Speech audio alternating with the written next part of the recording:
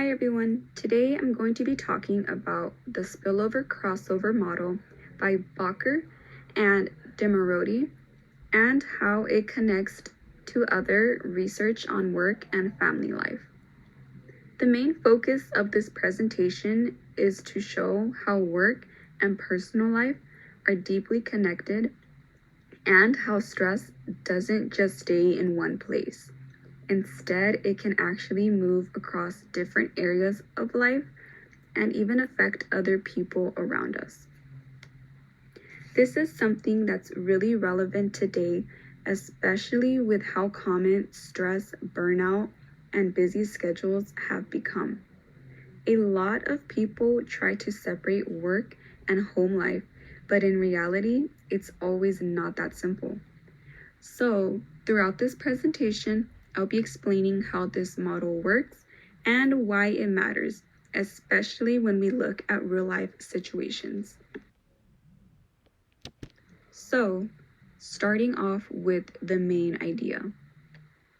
The spillover crossover model explains how experiences in one part of life, such as work, can transfer into other parts of life, such as with family or your own personal life. What makes this model really important is that it doesn't just look at the individual.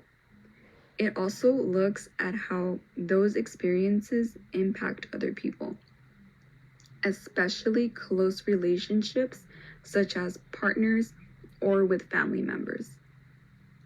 There are two main concepts: spillover and crossover. Spillover happens within the same person, while crossover happens between people. The model mainly focuses on stress, emotions, and overall well-being. It helps explain why problems at work don't just stay at work.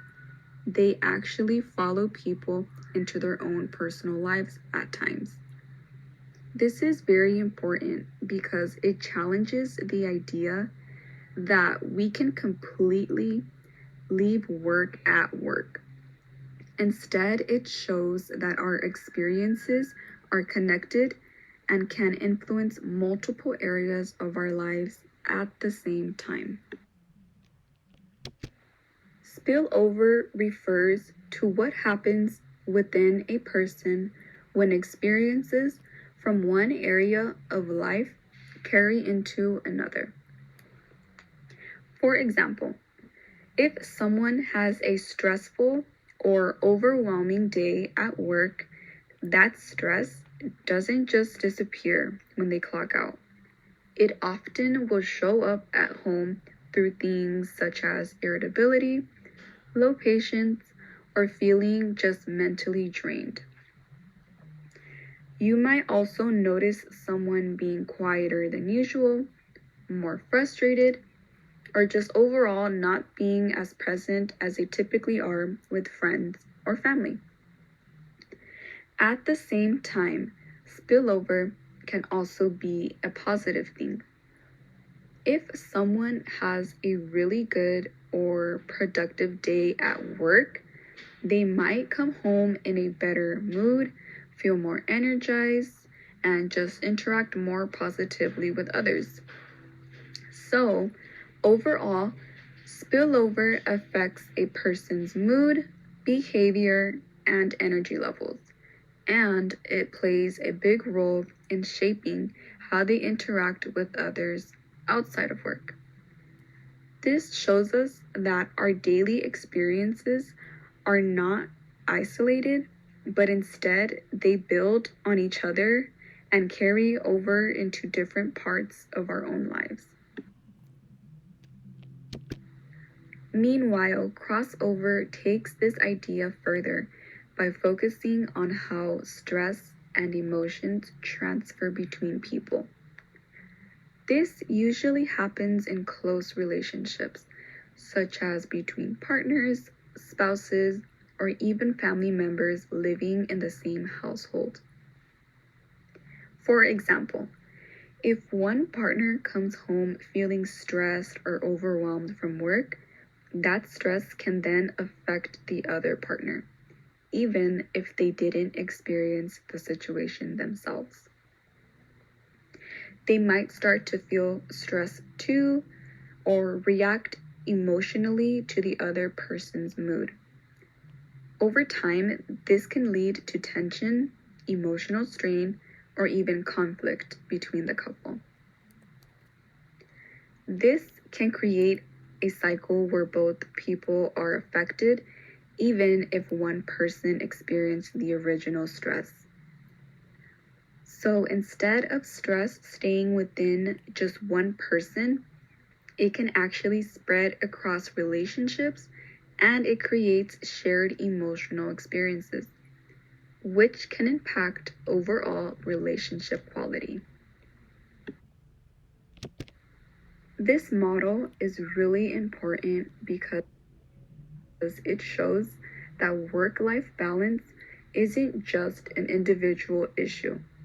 Instead, it affects entire households and relationships.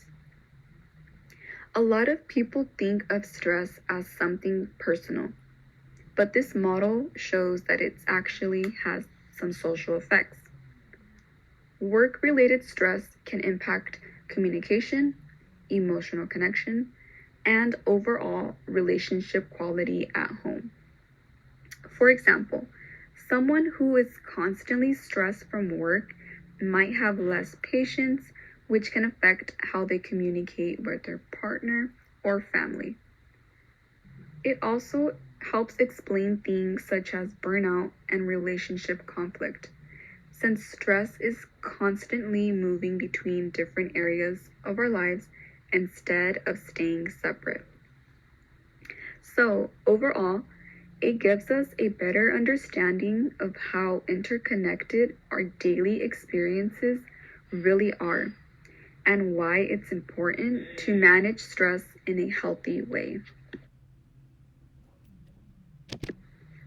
Now, connecting this to Bianchi's and Milky's article, they focus on how work-family conflict has increased over time, especially during the early 21st century.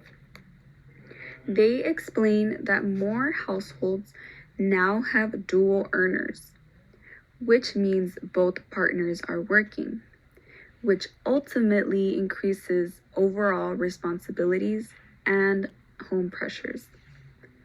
They also point out how longer work hours and demanding schedules leave less time for family life and personal responsibilities.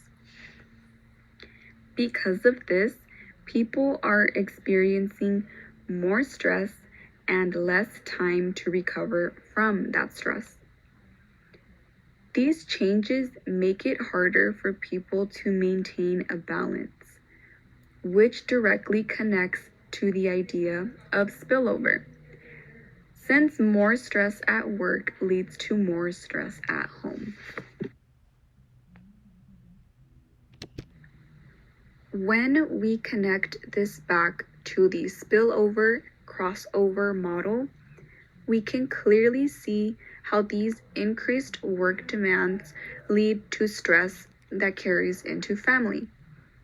For example, long work hours can reduce the amount of time people spend with their families, which can lead to frustration, exhaustion, or feelings of disconnection. That stress can then spill over into home life and even cross over to partners or children, which ultimately affects the whole household. So, Bianchi's and Milky's research helps explain why spillover and crossover are becoming more common, especially in modern society where work demands are way more higher than they ever have been before.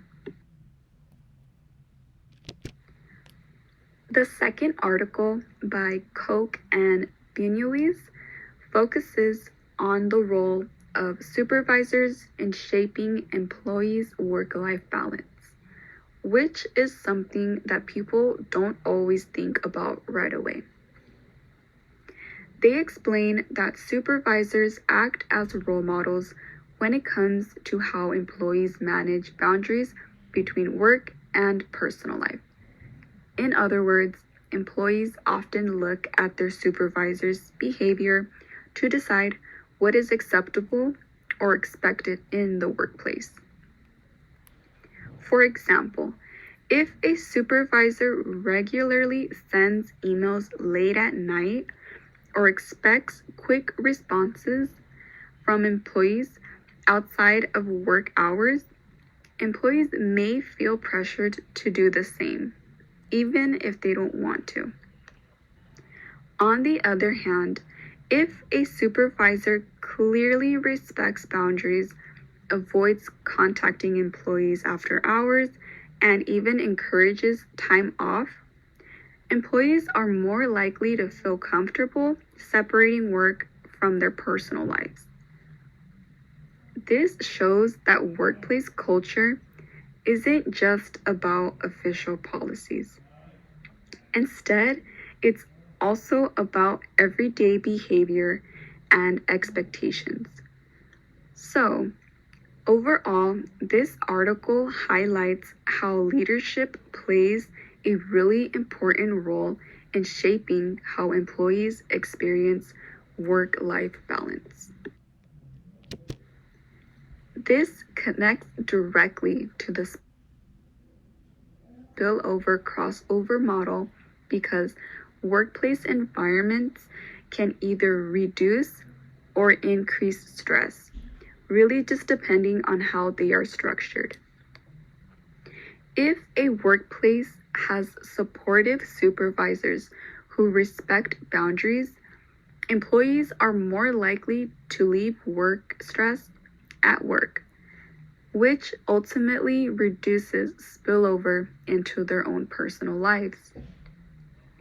But if a workplace encourages constant availability or has unrealistic expectations, stress will build up and that becomes harder to manage. This increases the chances of that stress spilling over into home life. And once that happens, it can also cross over to other people, such as partners or family members, which can affect relationships and create tension at home. So, in this way, supervisors and workplace culture don't just impact work performance, instead, they also impact people's personal lives and relationships. This really reinforces the idea that work-life balance is not just an individual responsibility, but something shaped by the environment that people are in. So, overall, there are a few key takeaways from this model that really stand out. First, work stress doesn't stay at home. It often carries into home life and affects how people feel and behave outside of work. Second, stress can spread between people, especially in close relationships, which means that one person's stress can impact others around them. Third, workplace support and leadership play a major role in reducing stress.